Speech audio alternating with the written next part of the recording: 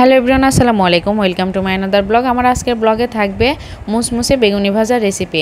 অনেকেই বেগুনি ভাজা নরম হয়ে যায়, খেতে ভালো লাগে না। তো আমি আমার এই ভিডিওর মাধ্যমে আপনাদেরকে সেই টিপসগুলো দেখাবো, যা ফলো করলে আপনার বেগুনি অনেক মুসমুসে হবে। আমার বেগুনির শব্দ শুনে বুঝতে পারছেন কতটা মুসমুসে হয়েছে। মাশাআল্লাহ, মুড়মুড়ে শব্দ, আর খেতেও কিন্তু অনেক বেশি ভালো লাগে।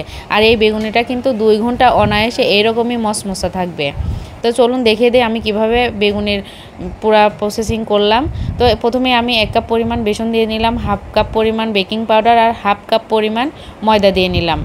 এবার আমি সুন্দরভাবে চেলে নেব এই বেসনের ইগুলা, যেন আস্তে আস্তে না থাকে, তাহলে কিন্তু বেসনের ডোটা বেশি সুন্দর হবে। হাফ চামচ পরিমাণ লবণ দিলাম, হাফ চামচ পরিমাণ গুঁড়ামরিচ, হাফ চামচ পরিমাণ হলুদের গুঁড়া, হাফ চামচ পরিমাণ ধনিয়ার গুঁড়া আর হাফ চামচ পরিমাণ গরম মশলা ভেজে গুঁড়া করে দিয়েছি, হাফ চামচ আদা বাটা, হাফ চামচ রসুন বাটা আর হাফ চামচ জিরা বাটা আমি দিয়ে নেব। এবার অল্প একটু পানি দিয়ে এগুলা মিক্সড করব। আর আমি সামান্য পরিমাণ সয়াবিন তেল দিয়ে নেব, যেন বেগুনিটা বেশি সুন্দরভাবে ফুলে আর মশমশা থাকে। তো আমি এবার অল্প অল্প পানি দিয়ে বেসনটাকে মিক্সড করে ভালোভাবে গুলিয়ে নেব। আর আপনারা অবশ্যই বেশি ঘন করবেন না এবং বেশি পাতলা করবেন না, মিডিয়ামে রাখবেন যেন বেগুনিটা ভালো হয়। বেশি পাতলা করলে বেগুনি ভালো হবে না, বেশি মোটা হলে কিন্তু বেগুনিটা মুসমুসে হবে না। তো আমি এই বেকিং পাউডারটা কিন্তু যখন ভাজবো তার আগে কিন্তু আমি এই বেকিং পাউডার মিশাবো। আর এখন আমি সুন্দরভাবে বেগুনগুলা কেটে নেব। আর বেগুনগুলা কাটা হয়ে গেলে সুন্দরভাবে ধুয়ে আমি লবণ দিয়ে মাখিয়ে রাখবো, যেন বেগুন থেকে পানিটা বের হয়ে যায়। পানিটা বের হয়ে গেলেই কিন্তু আপনার মুসমুসে থাকবে বেগুনিটা। এবার আমি ভাজার আগে হাফ চামচ পরিমাণ বেকিং পাউডার দিয়ে আবার এই বেসনের গুলাটাকে সুন্দরভাবে মিক্সড করে নেব, যেন বেকিং পাউডারটা সুন্দরভাবে মিক্সড হয়ে যায়। আপনারা দেখতেই পারছেন যে আমি কিভাবে বেসনের গোলাটা বানিয়েছি, কি রকম হয়েছে।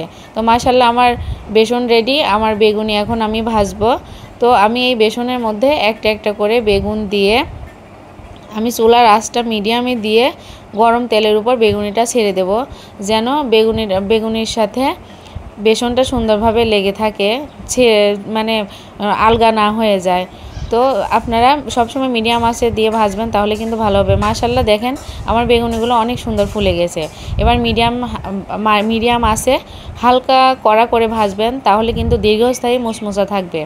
আর বেশি কড়া জালে ভাজলে কিন্তু বেগুনি পুড়ে যাবে, খেতে ভালো লাগবে না। আপনারা কালার দেখে বুঝতে পারছেন, মানে অনেক খেতে মজা হবে। আপনারা দেখেই বুঝতে পারছেন। মাশাআল্লাহ, খেতে কিন্তু সত্যি আমার বেগুনিটা অনেক বেশি মজা হয়। তো আমি এবার একে একে সবগুলা বেগুনি এভাবে ভেজে নেব। আপনারা বাসায় এভাবে অবশ্যই বেগুনিটা বানাবেন, তাহলে বাসার সবাই অনেক বেশি প্রশংসা করবে আপনার বেগুনিটা খেয়ে। এভাবে বেগুনি করলে কিন্তু 2 ঘন্টা মুসমুসে থাকবে। মাশাআল্লাহ, আমার বেগুনা অনেক মুসমুসে হয়েছে। তো ভিডিওটা যদি আপনাদের ভালো লেগে থাকে অবশ্যই একটা লাইক, কমেন্ট, একটা শেয়ার করবেন। আজকের মতো এ পর্যন্তই। আল্লাহ হাফেজ।